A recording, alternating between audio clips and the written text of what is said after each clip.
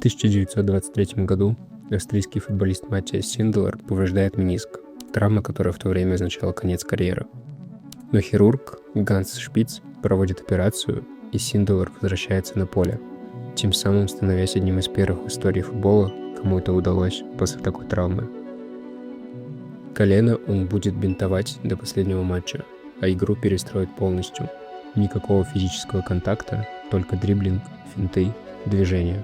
За эту невесомость его и призовут «бумажный человек».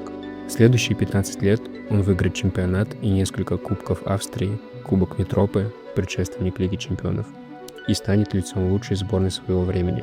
В 1999 году Международная федерация футбольной истории и статистики поставит его на 22 место среди лучших игроков 20 века. Но все это останется в прошлом. В 1938 году 9 игроков той австрийской сборной окажутся на чемпионате мира, но уже в составе другой страны. Сама сборная Австрии на турнире представлена не будет. Синделер лично откажется ехать, а через полгода после турнира его найдут мертвым в собственной квартире. Как лучшая сборная эпохи и ее звезда не попали на главный турнир планеты.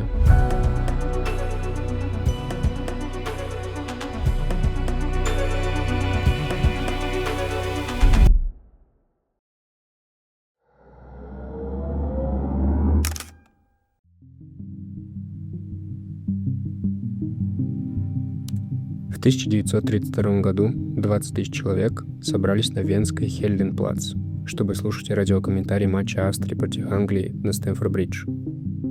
Англичане были сильнее 4-3, но даже английская пресса признавала австрийцев лучшей командой на поле, а Times назвала Синделера одним из величайших игроков мира.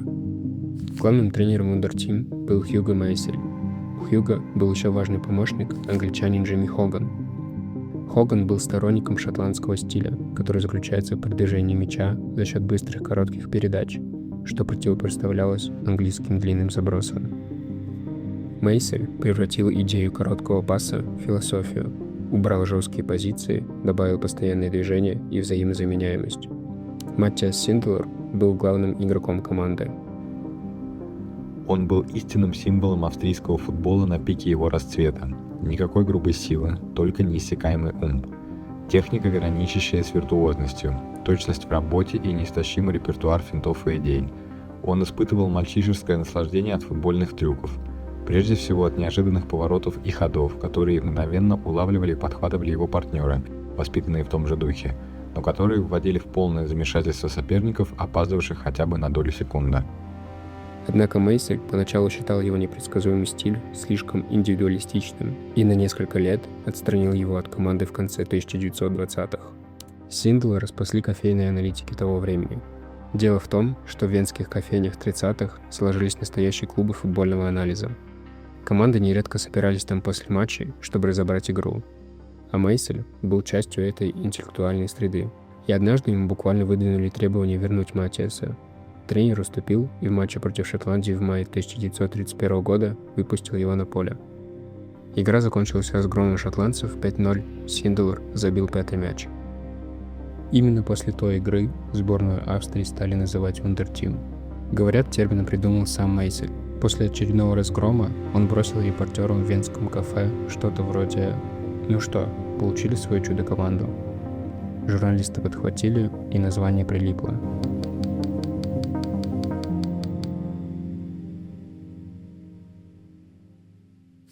Вообще, такие разгромы были в порядке вещей в Вундертим. За 3 года, с 31 по 34, австрийцы забили 101 гол в 31 матче. Поэтому к чемпионату мира 1934 года они подходили одними из фаворитов.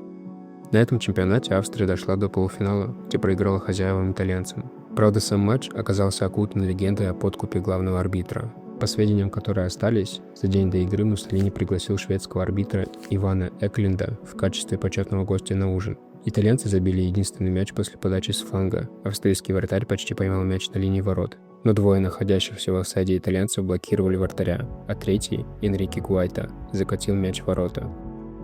Нападающий Вундертим Йозеф Пиццен после матча говорил о странном поведении судьи. По его словам, в одном из моментов Эклинд головой отбил один из его навесов в сторону итальянского игрока.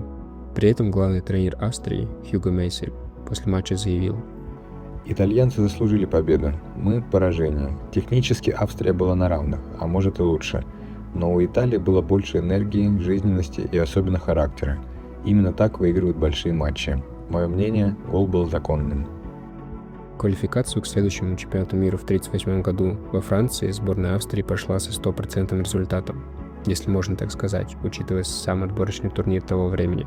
Австрийцы сыграли один матч против Латвии, но на самом Мундиале Вундертим так и не сыграла, по крайней мере, своей привычной командой.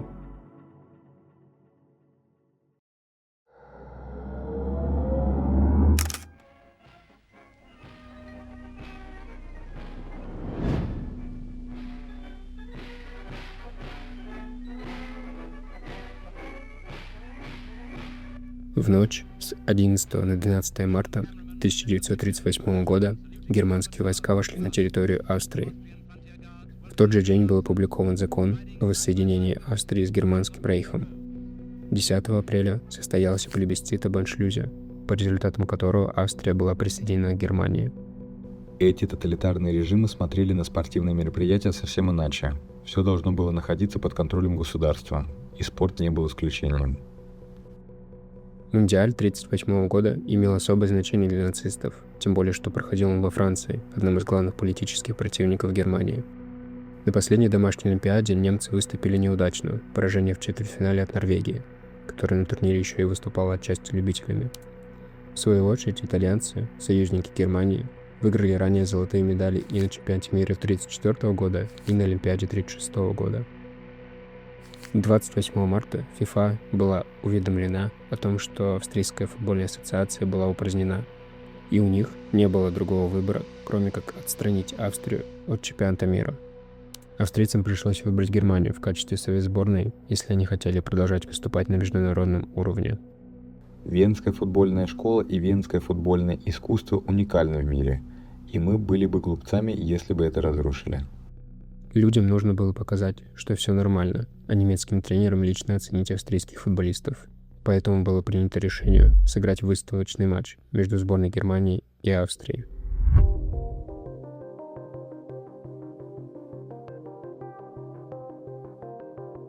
Игра состоялась в Вене 3 апреля 1938 года. Нацистский режим рассматривал этот матч как матч примирения. На стадионе присутствовало много немецких чиновников, ожидавших ничью. Австрийцы вышли на игру в красно-белой форме, в цветах национального флага страны, который фактически уже не существовало.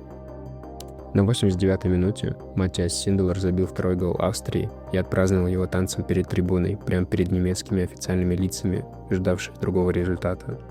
Матча примирения не случилось, а Синделер забил свой последний гол за Вундертим. Немецким чиновникам по итогу удалось уговорить 9 австрийских футболистов поехать на чемпионат мира. Однако включение австрийцев в состав привело к раздражению и напряженности в раздевалке. Главный звезда расформированной команды Матиас Синделер отказался. Официальная причина – возраст. Он был проеврейским социал-демократом. Также он был против Аншлюса и не стеснялся поддерживать связь со своими еврейскими друзьями, несмотря на правила, касающиеся этого. Главный тренер Вундертим не дожил до этих событий. 17 февраля 1937 года он скончался от остановки сердца. Хотя и будучи евреем, вряд ли был бы приглашен в обновленную сборную Германии. Немецкая сборная столкнулась с антифашистскими протестами во Франции, и с таким разобщенным составом ранний вылет не стал сюрпризом. Поражение от Швейцарии 2-4 в 1/8 финала.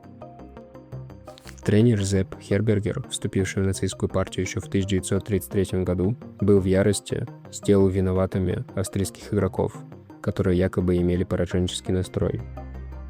Немцы и австрийцы предпочитают играть друг против друга, даже когда они в одной команде.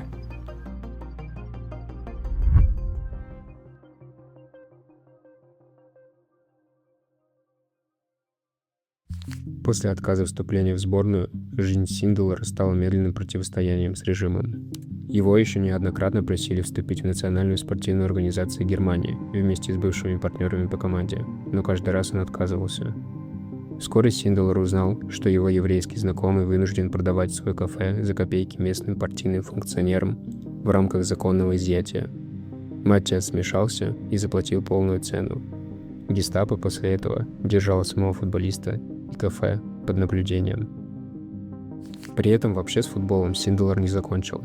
Последний свой матч он сыграл 26 декабря 1938 года за Аустрию против Герты.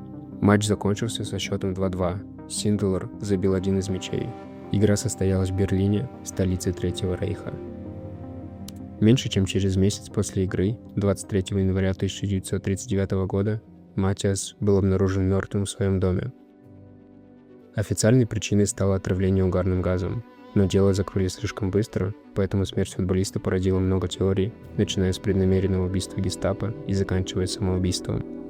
На похороны Матиаса пришло почти 20 тысяч человек. Спустя несколько дней после гибели Синделара австрийский театральный критик Альфред Польгар написал: «Добрый Синделар последовал за городом, детем и гордостью которого он был. Смерть.